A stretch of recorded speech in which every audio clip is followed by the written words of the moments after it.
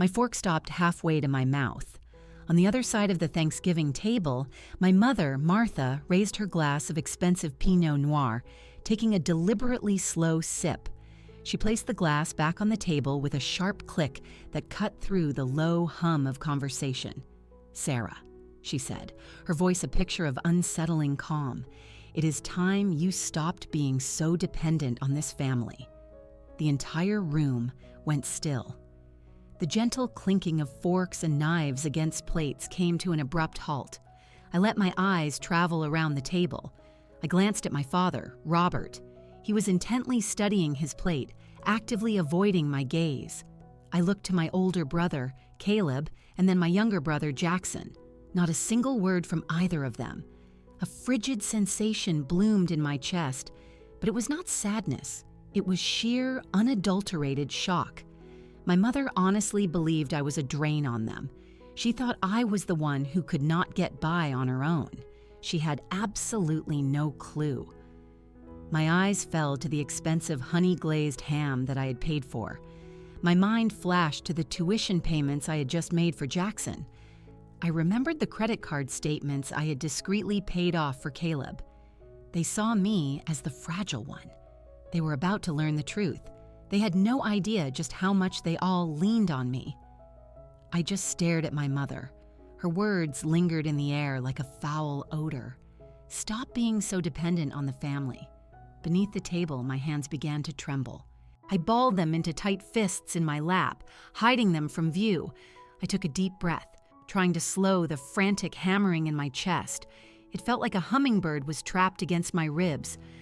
I tore my gaze away from her and scanned the room. To any outsider peering through the window, we must have looked like a Norman Rockwell painting, the epitome of the suburban dream. The dining room was cozy, filled with the aroma of savory stuffing and roasted ham. The good china, the set with the delicate gold trim, was laid out on a pristine lace tablecloth. Our crystal goblets glittered under the glow of the chandelier. In the fireplace behind my father's chair, a fire crackled merrily. It was idyllic. It was picture perfect. And it was all a fabrication. I looked at the glazed ham sitting at the center of the table. It was massive, a beautiful golden brown, cooked to perfection. I had bought that ham. I sent my mom the grocery money 3 days ago via Zelle after she had mentioned her Social Security payment was late again. I looked at the wine in Martha's glass. It was a top-shelf Pinot Noir. Not cheap. I bought that too. I had brought 3 bottles when I arrived because I knew how much she enjoyed it. I glanced at the suit my brother Caleb was wearing, a sharp, tailored charcoal gray. It made him look distinguished. It made him look like he had his life in order. He did not. I paid for that suit 6 months ago, so he would have something decent for his job interviews. I also cleared the massive bar tab he had run up on his credit card last month, so his credit score would not plummet while he was trying to get a mortgage. Everywhere my eyes landed, I saw my money. I saw the fresh coat of eggshell paint on the walls. I was the one who paid the painter.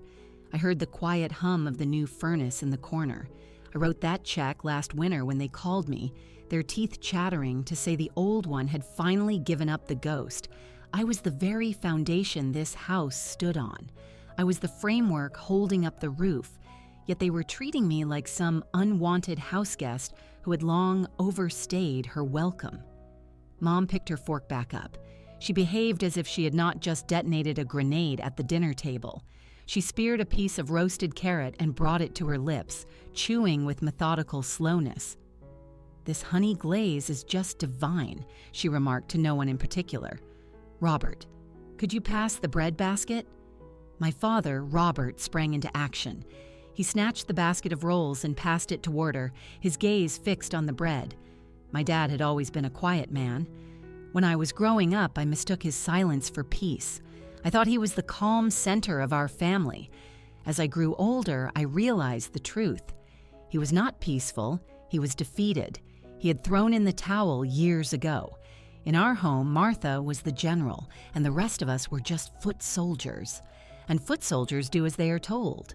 If Mom was happy, the house was a haven. If Mom was upset, The house became a war zone, so Dad kept his head down. He retreated to his workshop. He zoned out in front of the television. He blindly agreed with every word she said. He threw his own children under the bus to keep his wife placated. I looked at him, silently begging him, "Dad, say something. Tell her everything I do. Tell her who covered your prescription copays last month." He plucked a roll from the basket for himself and began to butter it. He would not look at me. A sharp, twisting pain shot through my stomach. It had nothing to do with the food. It was the sting of betrayal. My gaze then shifted to my brothers. Caleb sat to my left. 33 years old, 2 years my senior, the golden child. He was the firstborn son, and in our mother's eyes, Caleb was incapable of doing wrong. If he failed, it was someone else's fault. If he lost a job, his boss was unreasonable. If he was broke, it was the fault of the economy. He was currently slicing his ham with a bit too much force. He could feel my eyes on him, but he refused to look up. Caleb knew the truth more than anyone. He knew about the loans I had given him, which were really just gifts. He knew about the money I had sunk into his string of failed startup ideas, investments for which I never expected repayment. He put on a good show as the successful older brother. In public, he would pat me on the back and say, "Sarah is doing pretty well for herself." But in private, I would get texts late at night. "Hey, Sarah, little short for the mortgage. Can you cover me?" And I always did. I always covered him. Then there was Jackson, my baby brother. 26, he sat opposite me, slouched in his chair, wearing a cashmere sweater I had bought him for his birthday. Jackson was the family baby. He was charming, and he had learned early on how to flash a smile to get whatever he wanted. He was currently in the middle of a master's program that I was heavily subsidizing because, as Mom put it, "We have to support his dreams, Sarah. You know how tough it is for young people starting out." So I paid. I paid for his textbooks. I paid for his campus meal plan. I looked at all of them, eating, drinking, basking in the warmth and comfort of a life I provided, and a horrifying realization washed over me. They did not see me as a person.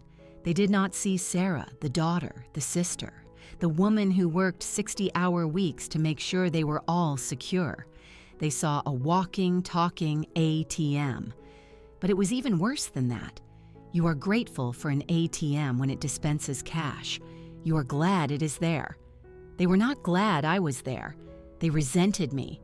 They resented the fact that I had the means to solve their problems. They hated that they needed me. And to cope with that self-loathing, they contorted reality. In their minds, I had become the problem.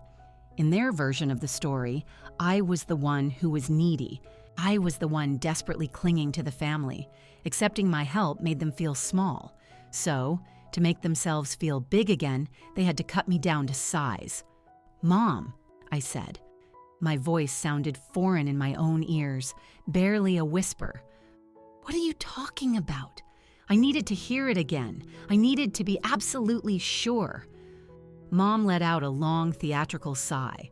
She put down her fork with a clatter and looked at me with an expression of cold, hard pity.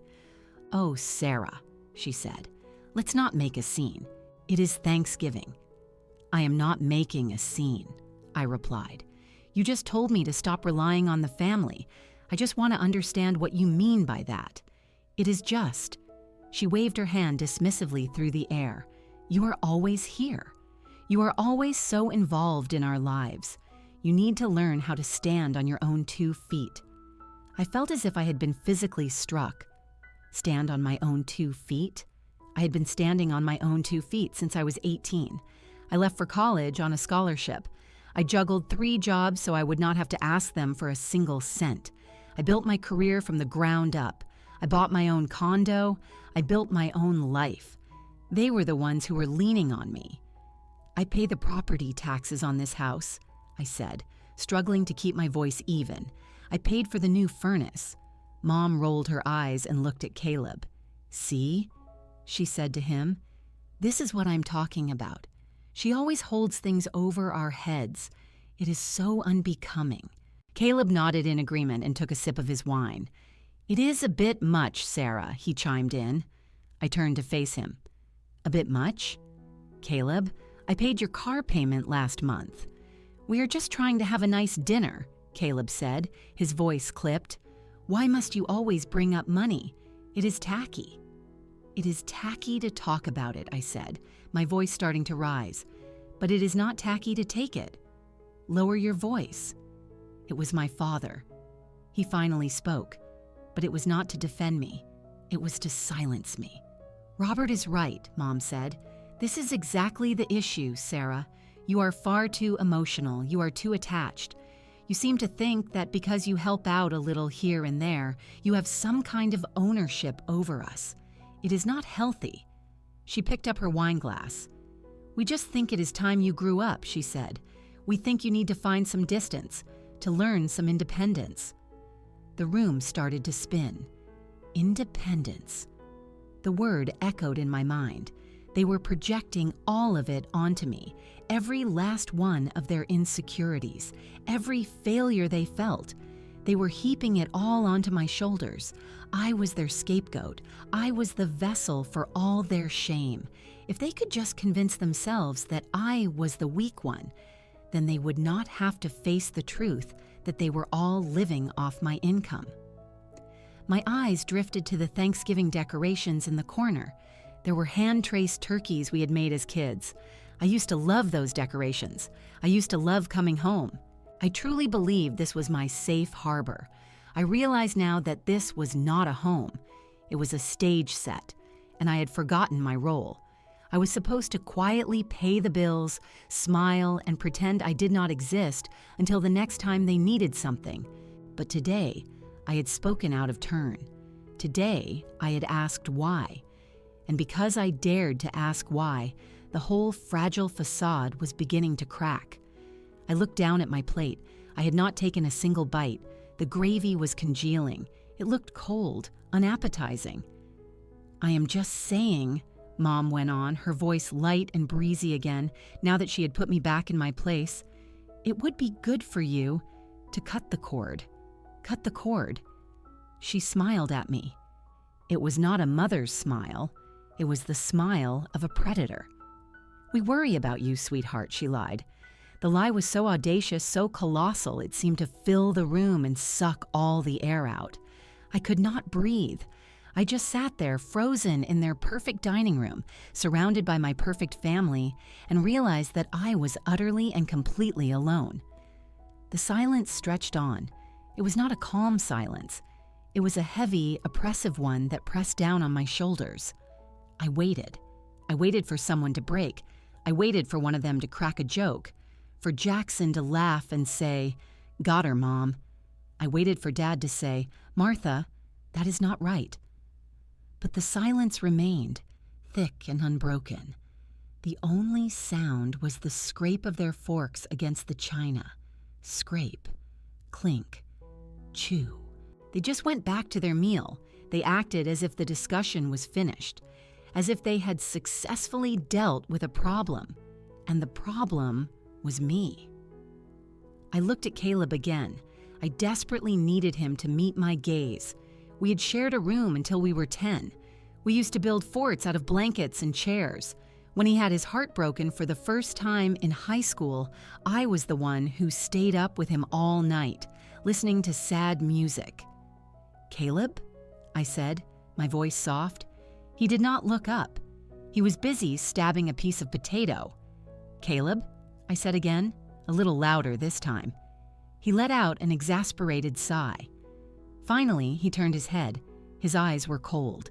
There was no trace of brotherly affection in them, only annoyance. "What, Sarah?" he snapped. "Just drop it." "You agree with her?" I asked. "You think I rely on you?" Caleb dabbed his mouth with a linen napkin. He glanced at Mom, then back at me. I could see the gears turning in his head. He was making a quick calculation, figuring out which side his bread was buttered on. "Maybe it is for the best," he muttered. "For the best," I repeated, my voice hollow. "Yeah," he said with a shrug. "You are just intense, Sarah. You come in here with your big city attitude and all these expectations. It puts a lot of pressure on everybody. Maybe Mom has a point. Maybe you do need to take a step back." A tear threatened to form in the corner of my eye. I blinked it away fiercely. I would not cry, not here, not in front of them. "I put pressure on you?" I asked. "By paying off your debts? See?" Caleb threw his hands up in the air. "There you go again, throwing it in my face. That is exactly what we are talking about. You use your money to control us. It is manipulative." My mouth fell open. I gave it all freely. I never charged interest. I never set up a repayment schedule. All I ever wanted was for them to be okay. And now my generosity was being twisted and weaponized against me, labeled as manipulation. I turned to Jackson, my baby brother. The one I used to defend from bullies on the playground. The one I would buy ice cream for whenever he scraped his knee. "Jackson," I asked, "what about you?" Jackson looked up from his plate, a smirk playing on his lips. It was a smug, arrogant little expression. "Honestly, Sarah," he said, "if you are struggling that much, you can just say so." My jaw clenched. "Struggling?" "Yeah," he said, taking a sip of his wine. "My wine. If you cannot get your own life together, do not take it out on us. We are doing just fine. We do not need your drama." He let out a small chuckle, as if he had just made a clever point.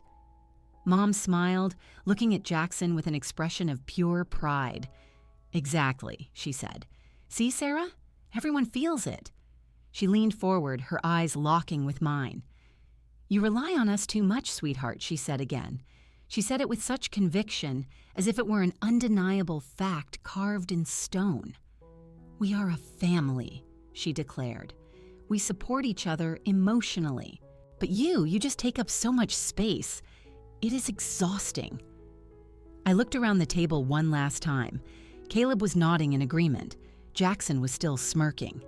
Dad was staring down at the tablecloth, absently tracing the lace pattern with his finger. Not one of them objected. Not one of them said, "Hold on, Sarah does everything for us." Not one of them said, "We love Sarah." Their silence spoke volumes. They all agreed. I did not belong here. I was not really a member of this family. I was a resource. And now that they felt stable, now that they had taken enough from me, they were casting me aside. They wanted all the benefits of my income without the inconvenience of my presence. They wanted me out of the picture. A strange feeling washed over me. The shock was gone. The hurt was gone. It was replaced by something else. Clarity. It was like a thick fog had suddenly lifted. For years, I had been stumbling through that fog, desperately trying to find my way into their hearts. I thought, if I just paid one more bill, if I just solved one more crisis, if I just showed up one more time with a smile, they would finally love me the way they loved each other. But the fog was gone now, and I could see the truth.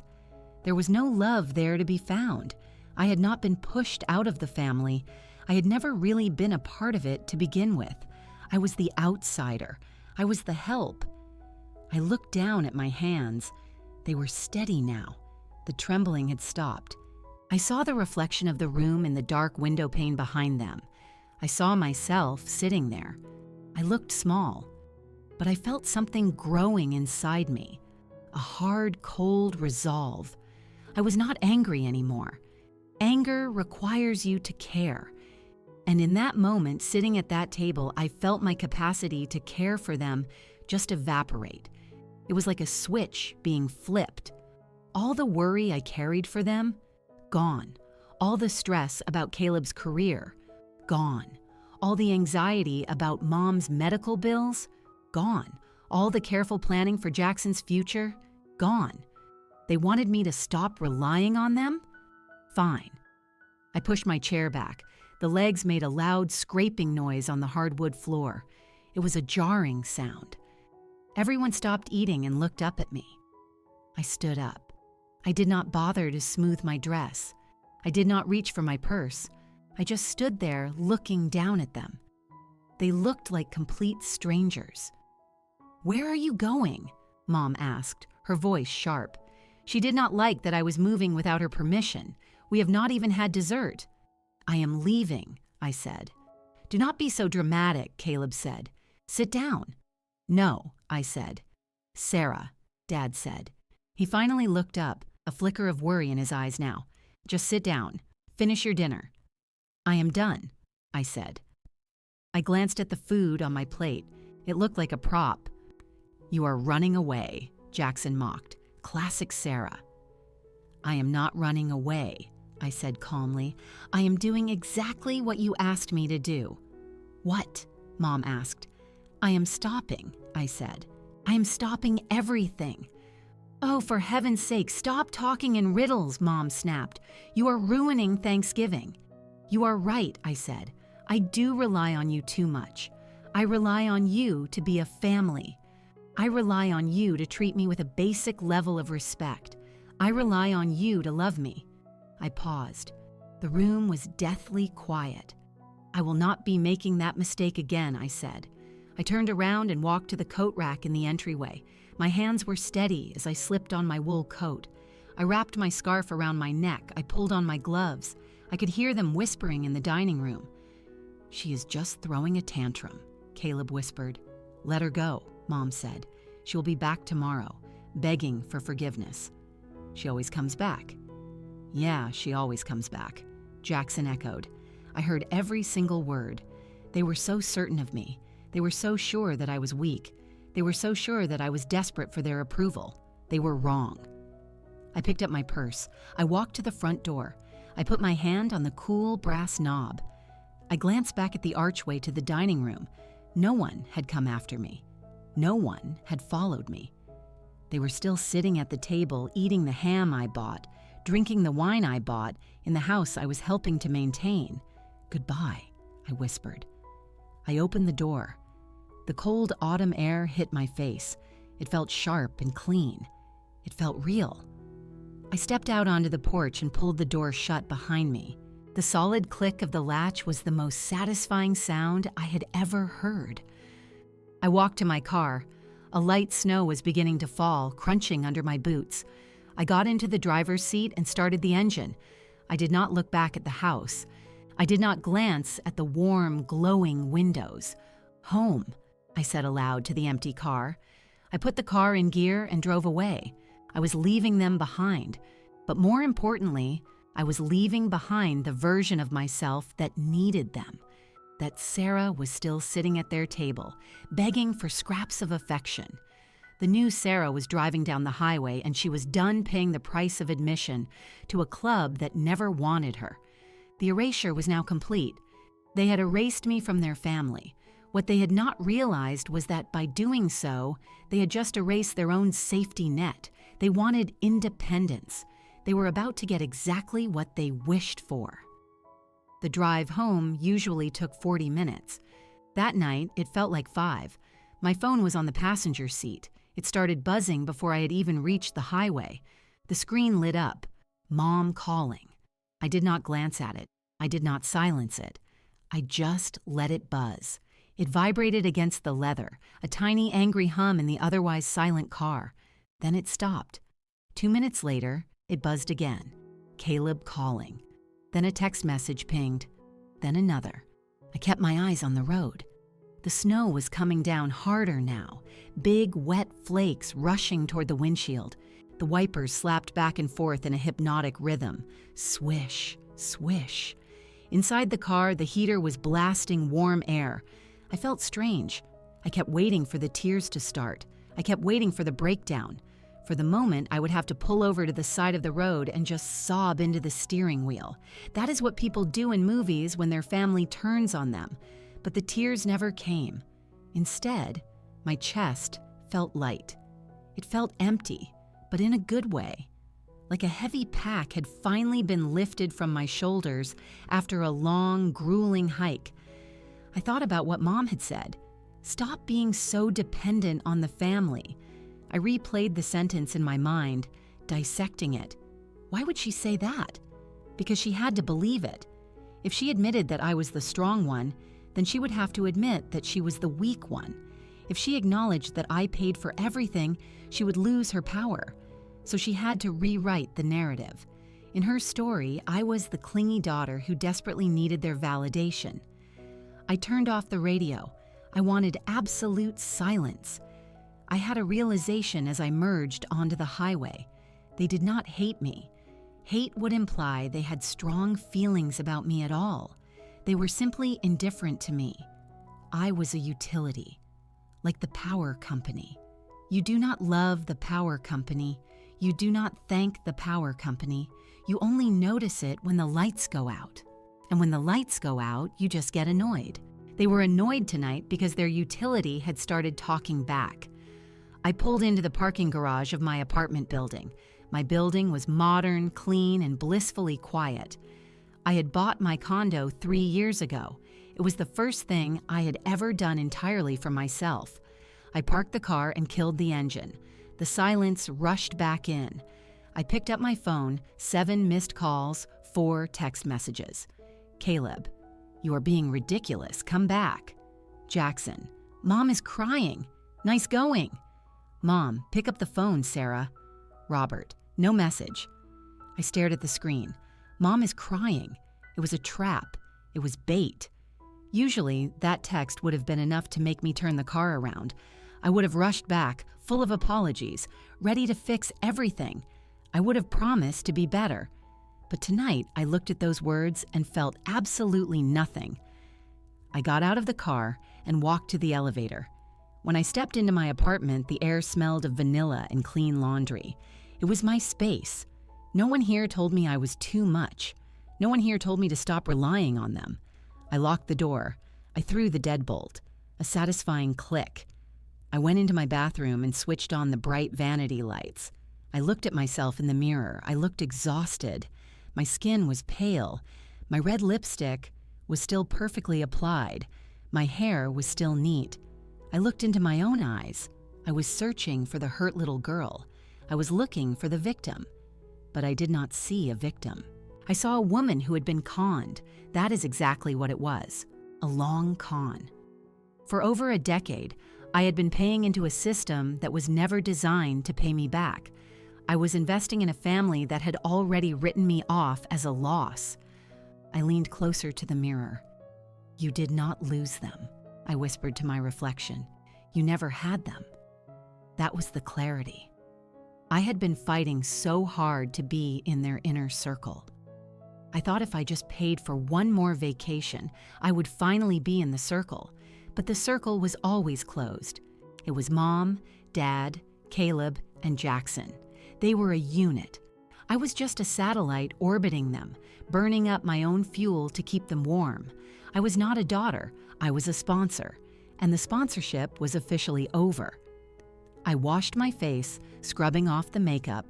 I took off the expensive dress I had bought specifically for this dinner because Mom liked me to look presentable.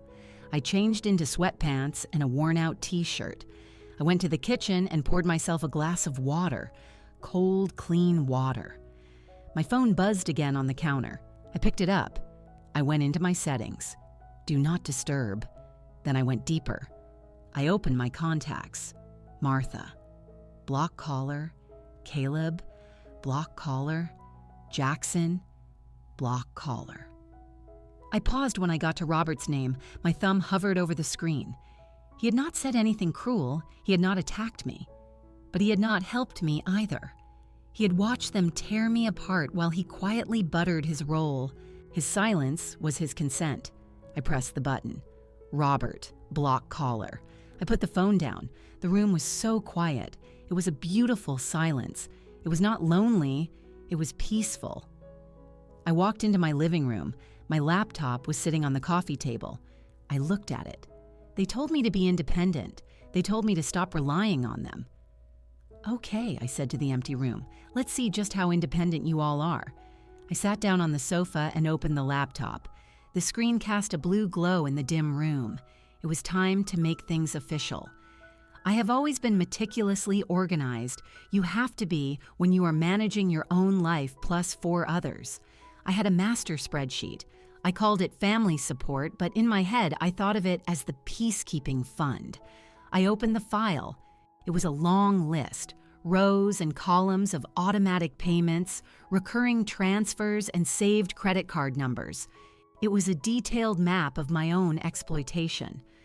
I cracked my knuckles. A cold, surgical precision was taking over. I was not doing this out of anger. I was not smashing plates. This was business.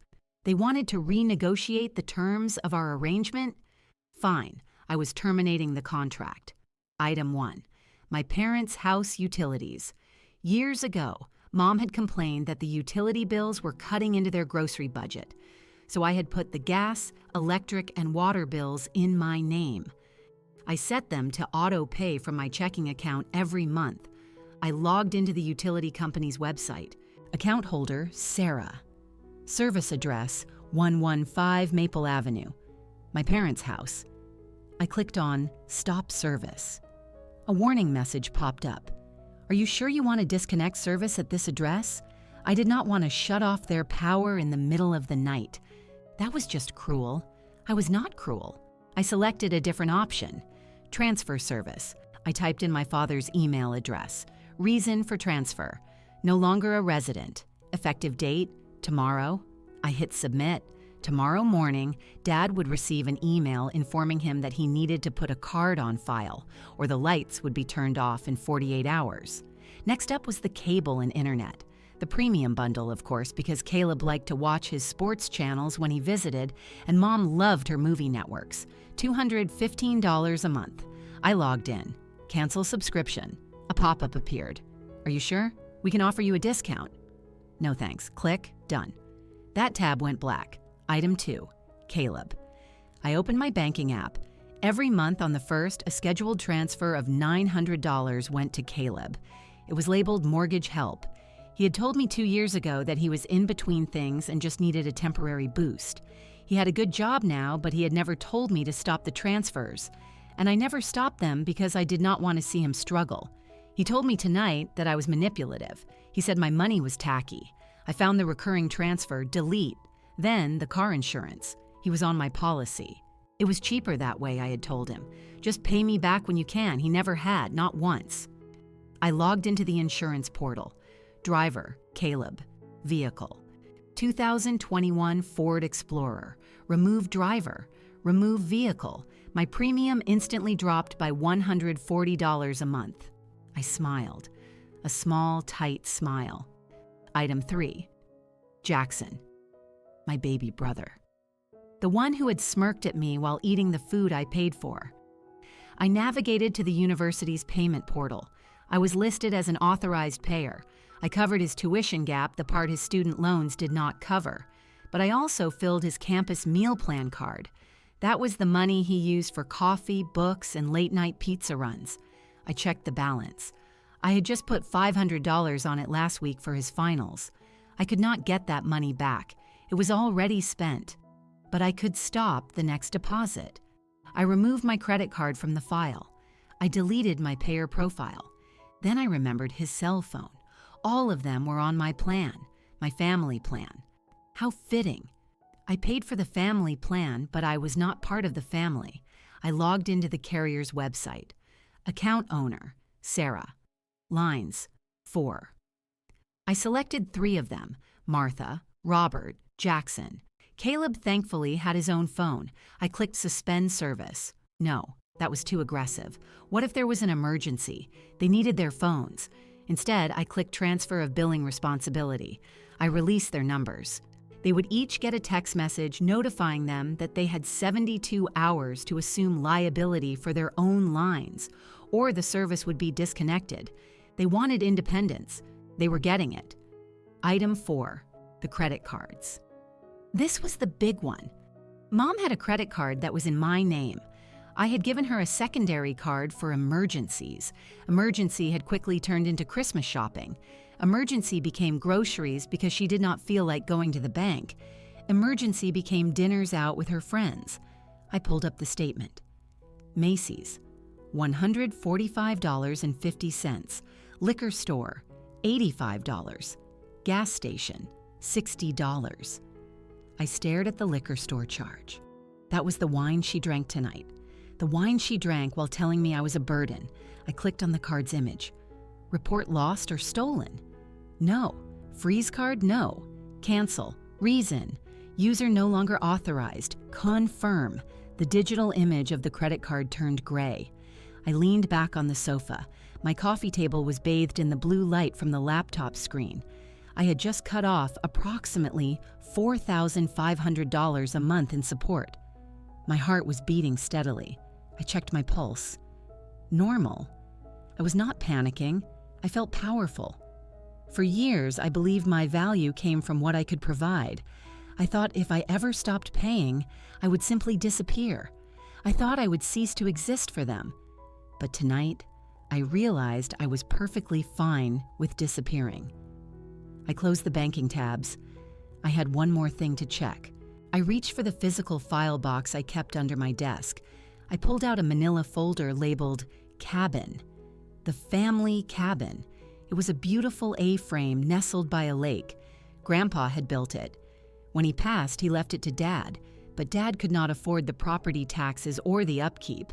The roof was leaking, the foundation was cracking. 5 years ago, they were about to sell it. I could not let that happen. We had so many memories there, or at least I thought we did. So I stepped in. I paid for the renovations. I paid the back taxes. I paid the lawyer to sort out the deed. Dad had been so grateful. "You saved the family legacy, Sarah," he had said. I opened the deed. I scanned the legalese. I remembered the conversation with my lawyer, Clara. She was a shark. She did not trust my family. "Sarah," she had said, "you are putting a lot of money into a property you do not legally own. We need to protect you." "They are my parents," I had argued. "They will not screw me over." "People change when money gets involved," Clara had warned. "I am adding a reversion clause, a trigger clause, just in case." I had not looked at the document in years. I found the paragraph on page 4. In the event that the grantor, Robert, or his agents deny the grantee, Sarah, reasonable access or attempt to financially encumber the property without grantee's consent, or if the grantee assumes full financial liability for a period exceeding 24 months. I read it again. Title shall revert automatically to the grantee. I had been paying the taxes for 5 years straight. I had paid the insurance. I had paid for all the maintenance. Technically, the cabin was already mine. I just had never filed the paperwork to enforce it because I did not want to embarrass my father. But tonight, they had told me to stop relying on them. I looked at the clause. It was blinking like a neon sign. If they tried to fight me on this, if they tried to claim I was stealing the cabin, they would lose. I took a photo of the page with my phone. I was not going to pull the trigger just yet. I would wait. I would let them discover what the real cost of living was. I closed the laptop. It was done. The silence in my apartment felt deep and heavy, but it was not empty. It was full of possibility. I walked to the window and looked out at the twinkling city lights. "You wanted me to leave," I whispered. So I left. I went to my bedroom and crawled into bed. The sheets were cool and soft. For the first time in 10 years, I did not worry about whether Mom had enough money for the electric bill. I did not worry if Caleb would make his mortgage payment. I closed my eyes. They were about to wake up to a very cold, very expensive new reality, and I was going to sleep like a baby. The days between Thanksgiving and the New Year are usually a blur. For most people, it is a time of leftovers and lazy mornings. For me, it was normally the busiest week of the year. That was when I would sit down and balance the family's books for the upcoming year. I would project Caleb's expenses. I would check if Dad's pension had a cost of living adjustment. I would make sure the property taxes were scheduled for payment. This year, I did nothing. I went to work, I sat in my office, I drank my coffee, I did my job. It was quiet. My phone was still set to not disturb for them. I could see the notifications piling up in the background, missed calls, voicemails, texts, but I did not open them. I felt like a ghost in my own life, but it was a peaceful ghost. On December 28th, I called my lawyer, Clara. Clara was a sharp woman with short gray hair and a mind like a steel trap. She had handled the deed transfer for the cabin 5 years ago. "Sarah," she said when she picked up, "I did not expect to hear from you during the holidays. Is everything all right? I need you to pull the file on the cabin. I said. There was a pause. I heard the faint clicking of a keyboard. I have it right here, she said. What's going on? I stopped paying for everything, I said. My parents, they told me to stop relying on them, so I cut them off. Clara let out a low whistle. Good for you. It is about time. I need to know about the trigger clause, I said. Remind me exactly how it works. Okay, Clara said, her voice shifting into professional mode. When you paid off the back taxes and the renovation costs, we structured the deed so that your parents retained the title in name only, to save face. However, because you assumed all financial liability, we added that reversion clause. Read it to me, I said. It states that if the grantor, your parents, attempts to sell, mortgage, or restrict your access to the property, or if they file any legal action claiming sole ownership, the title automatically reverts to you. Effectively, they are holding the property in trust for you. If they break that trust, they lose the title. And if they try to kick me out, I asked. That counts as restricting access, Clara confirmed. It triggers the clause. The deed transfers to you immediately. I leaned back in my office chair and looked out at the city skyline. The cabin was the only thing I truly cared about. The house on Maple Avenue was just a building, but the cabin, that was my escape. It was the one place where I could sit on the dock and pretend I had a normal family. I knew my mother. I knew how her mind worked. When she realized the credit cards were canceled, she would be angry. When she realized the utility bills were overdue, she would be furious. But she would need a win. She would need to hurt me back. She would need to take something away from me to prove she was still the matriarch. And the only thing she could take away was the cabin. Get the paperwork ready, Clara, I said. You think they are going to try something? I know they are, I said. Mom cannot handle losing control. She's going to try to ban me from the property. She is going to try to change the locks. If she does that, Clara said, she legally hands you the keys. Exactly, I said. Are you sure you want to do this, Sarah? Clara asked, her voice softening. This is the nuclear option. Once you take the property, there's no going back. I thought about the Thanksgiving dinner. I thought about the coldness in their eyes. I thought about the years of being a walking ATM with a pulse. I did not push the button, Clara, I said. They did. I am just watching the fallout. Okay, she said. I will have the filing ready. We just need proof of their action. You will get it, I said. Just wait. I hung up the phone. I opened a folder on my desk and looked at a photo of the cabin. It was a classic A-frame with huge windows facing the lake. I paid for those windows. I paid for the deck. I paid for the furnace. They thought I was weak. They thought I would come crawling back, begging to pay their bills again just for a crumb of their approval. They were about to find out that I was not just a checkbook. I was the owner. I closed the folder. A strange sense of calm settled over me. The trap was set. Now, I just had to wait for them to walk right into it. It started on December 30th. I was at home, reading a book. The silence of the past few days was shattered by my phone ringing. It was not a normal ring. It was the special ringtone I had set for emergencies only. It was Jackson. I stared at the screen. I knew exactly where he was. He always took his friends to the cabin for New Year's Eve. He loved playing the part of the rich kid, hosting lavish parties at his family estate. He did not know I had canceled the automatic fuel delivery for the propane tank. I answered the phone. Hello? What the hell did you do? Jackson screamed. His voice was high and panicked. I could hear the wind howling in the background. Hello, Jackson, I said calmly. It is freezing, he yelled. We got to the cabin and it is 40 degrees inside. The furnace will not turn on. I checked the tank and it is empty. That sounds uncomfortable, I said. Uncomfortable? It is ice cold. I have 5 friends here. We are freezing.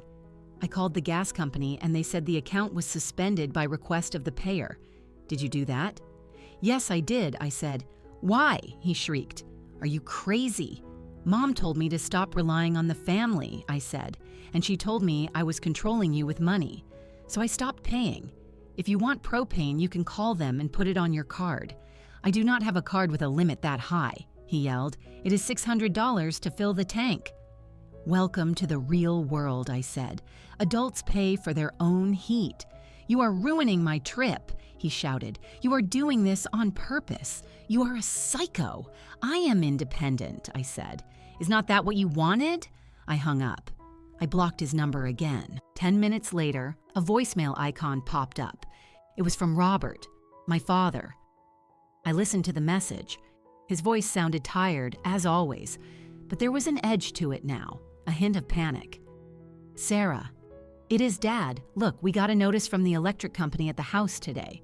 They say they are going to shut off the power tomorrow if we do not pay the balance. And Caleb says his car insurance was canceled. He got pulled over and almost got a ticket. This is too much. We need to be reasonable. Call me back, please. Your mother is, well, just call me, reasonable."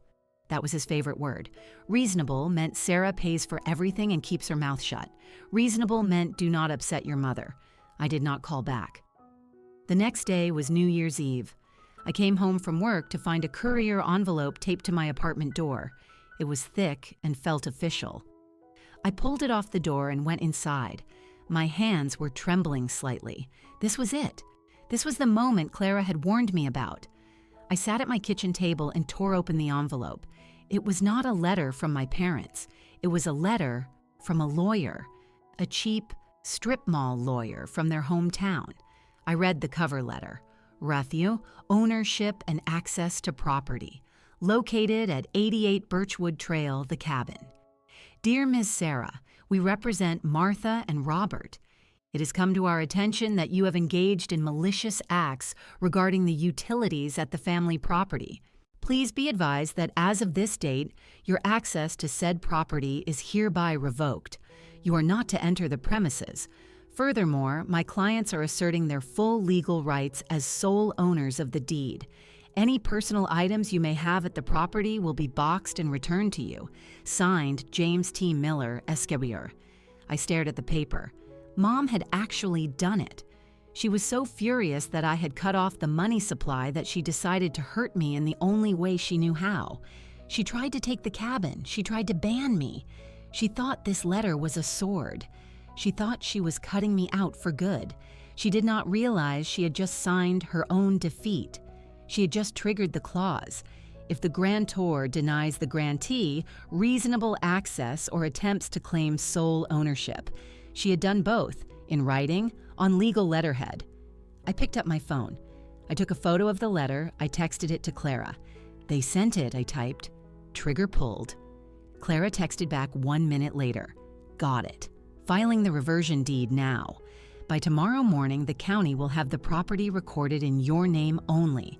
I will draft the eviction notice." I put the phone down. I looked at the letter again. Sole owners. Mom was so blinded by her need for control that she forgot who paid for the lawyer 5 years ago. She forgot that I read every contract I signed. She forgot that I was the one who protected the family assets, even from her. The backlash was over. The war was over. They had fired their last shot and it had backfired spectacularly. I walked to the window. Fireworks were beginning to light up the sky over the city, bursts of red and gold against the dark canvas. "Happy New Year," I whispered. Tomorrow, they would find out. Tomorrow, they would realize that by trying to kick me out, they had just evicted themselves. It was time for the final confrontation. My phone buzzed on January 2nd. It was a text from Robert. "We need to talk. Meet us at Dottie's Diner, noon tomorrow." It was not a request, it was a summons. They thought they held the upper hand. They thought that letter from their lawyer had put the fear of God in me. They probably expected me to show up with a checkbook and a tearful apology, begging to be let back into the family. I texted back a single word, "Okay." I prepared for the meeting as if I were preparing for a hostile takeover. I printed the emails. I printed the bank statements. I printed the deed transfer confirmation that Clara had sent me that morning. I placed everything neatly into a crisp black folder. I drove to Dottie's Diner. It was the same place we used to go for pancakes on Sunday mornings when I was a kid. Back then, I thought we were happy.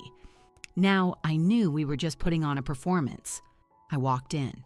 The bell above the door chimed. They were sitting in the big booth in the back, the circular one. Mom sat in the middle like a queen holding court. She was wearing her fur coat despite the warmth inside. She looked stiff with self-importance. Dad sat beside her, looking utterly exhausted. He had dark circles under his eyes. Caleb was there, looking pale and tapping his fingers nervously on the tabletop. Jackson was there too, looking furious. He was still wearing a heavy parka and a beanie, as if he had not showered in 2 days. I walked over. I did not smile. I did not say hello. I just slid into the empty side of the booth across from them. "You are late," Mom said. I was not. It was exactly 12 p.m. "I am here," I said.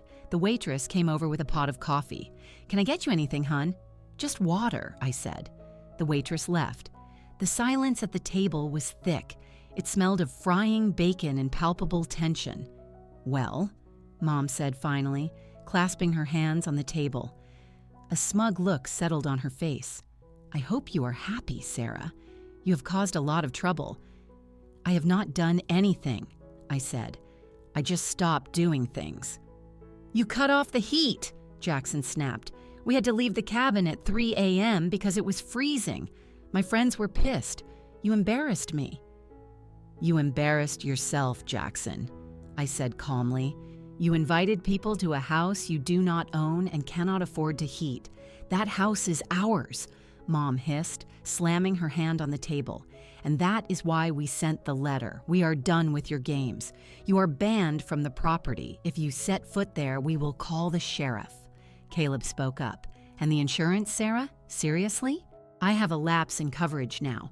My rates are going to double." "Then you should have paid your own bill," I said. "We are family," Dad said, his voice cracking. "We help each other." "No," I said, looking him dead in the eye. "I help you. You use me. There is a difference." "That is enough," Mom said. She reached into her purse and pulled out a copy of the letter they had sent me. "We are taking legal action. We are taking full control of the cabin. You have no rights there anymore." I looked at the letter on the table, then I looked at them. They looked so confident. They thought they had me in checkmate. I reached for my black folder. I opened it slowly. "You told me to stop relying on you," I said. So I did. I became completely self-reliant. I pulled out a document. It was the deed, the new deed. I slid it across the table, right on top of their lawyer's letter. "Read the highlighted section," I said. Mom picked it up, squinting at the legal text. "What is this?" she demanded. "It is the reversion clause," I said. "Do you remember 5 years ago, when I paid all the back taxes? When I paid for the new roof? You signed a deed transfer." "We signed it so you could handle the paperwork," Mom said dismissively. "It did not mean anything. It meant everything," I said. "It stipulated that if you ever tried to deny me access to the property, or if you ever claimed sole ownership in a legal filing, the title would revert to me." Mom stopped reading. Her face went white. The color drained from her cheeks as if pulled by a plug. "You sent me a legal letter claiming sole ownership," I said, "and you banned me from the premises." I pointed to the paper in her hand. "By sending that letter, you triggered the clause. As of 9 a.m. this morning, the county recorder updated the deed." I leaned forward. "The cabin is mine, legally, 100%. "No," Caleb whispered. "That is impossible." "It is done," I said. "You lost the cabin the moment you tried to take it from me." Jackson stood up abruptly. "You stole it. You stole our house." "Sit down, Jackson," I said. My voice was sharp as a razor's edge. He sat, stunned into silence. "I did not steal anything," I said. "I paid for it. I paid for every nail, every log. I paid for the heat you used to warm yourself while you were laughing at me. And now I have the piece of paper that proves it." Dad put his head in his hands. "Sarah, please. That cabin, it is the family legacy." "It was," I said. But you did not protect the legacy. You let it rot. I saved it. And then you tried to kick me out of it." Mom just stared at the paper, her hands trembling. She dropped the deed onto the table. "You planned this," she whispered. "You ungrateful little witch. You planned this whole thing." "I did not plan anything," I said. "I wanted to be part of this family. I wanted to be loved.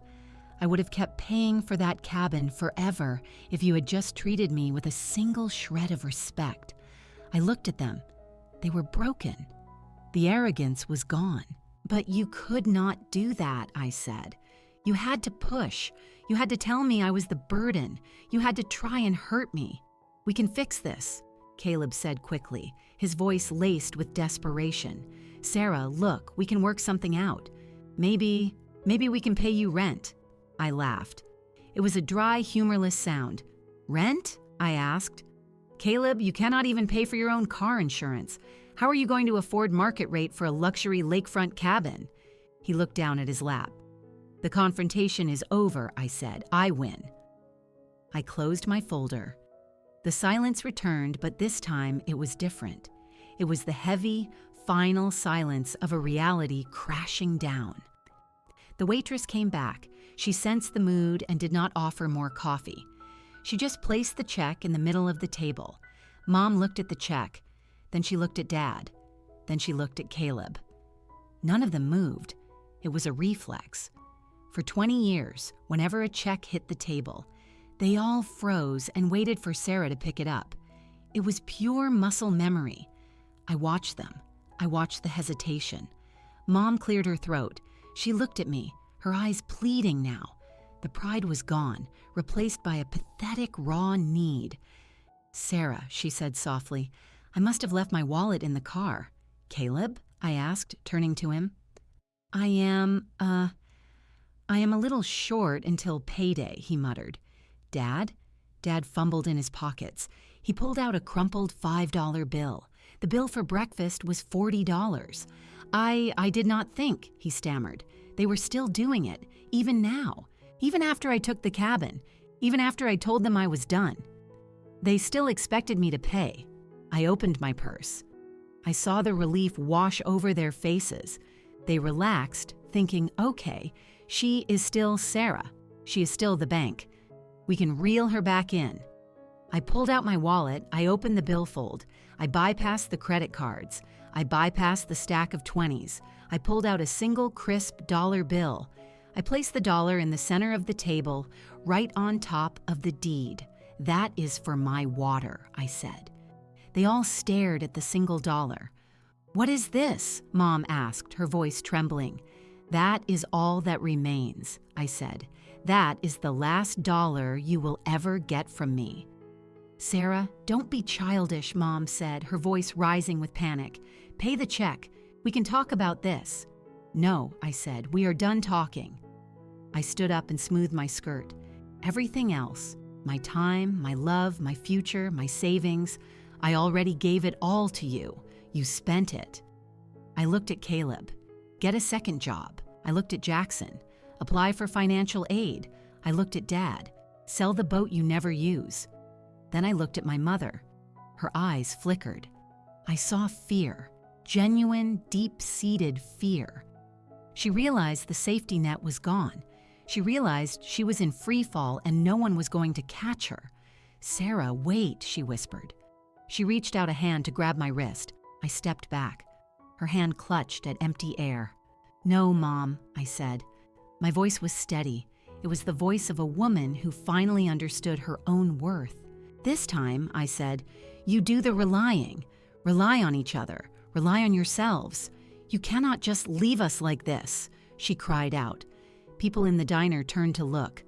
"I am not leaving you," I said. "I am setting you free. You wanted independence? You have it." I turned my back on them. It was the hardest thing I had ever done. Every instinct in my body screamed at me to turn around, to fix it, to pay the $40, to make the scene stop. But I kept walking. I walked past the counter. I walked past the bell. Ding. I walked out into the parking lot. The sun was shining. It It was a cold, bright winter day. I got into my car. I did not look back at the diner window. I knew they were watching me. I knew they were panicking, but that panic was no longer mine to carry. I put the car in drive and pulled out onto the road. I felt lighter than air. A week later, I was standing on the deck of the cabin. It was quiet. The only sound was the wind rustling through the pine trees and the gentle shifting of ice on the frozen lake. My lawyer, Clara, had confirmed everything on Tuesday. The deed was recorded. The eviction notice had been served at my parents' house, formally notifying them that their personal belongings had been moved to a storage unit and the locks had been changed. I had changed the locks myself. I installed a smart lock with a code that only I knew. I breathed in the cold air. It did not sting. It felt fresh. It felt like possibility. I checked my phone. There was an email from my father. Subject: update. I opened it. It was short. Sarah, we are selling the second car. Caleb is moving back in with us for a while to help with rent. Jackson got a job at the campus bookstore. It is hard. Your mother is very angry, but we are figuring it out. I hope you are okay. Dad? I did not reply. I did not need to. I was glad they were figuring it out. They were capable adults. They had just gotten lazy because I made it easy for them to be. By taking away the crutch, I had forced them to learn to walk on their own. It was not a happy ending for them. It was a hard adjustment, but it was a necessary one. I put the phone in my pocket. I looked out at the lake. The sun was setting, painting the ice in shades of pink and purple. For so long, I thought family meant sacrifice. I thought it meant setting yourself on fire to keep others warm. I was wrong. A family should be a circle of support, not a pyramid with one person holding everyone else up. I was alone at the cabin. I did not have a husband or kids yet. I did not have my parents or brothers calling me, but I did not feel lonely. I felt a deep sense of peace. I walked down the steps to the edge of the frozen water and wrapped my coat tighter around me. I did not abandon them. I whispered to the trees. The words hung in the air, true and clear. I stopped abandoning myself. I turned back to the cabin. My cabin. The lights were on inside. It looked warm and inviting.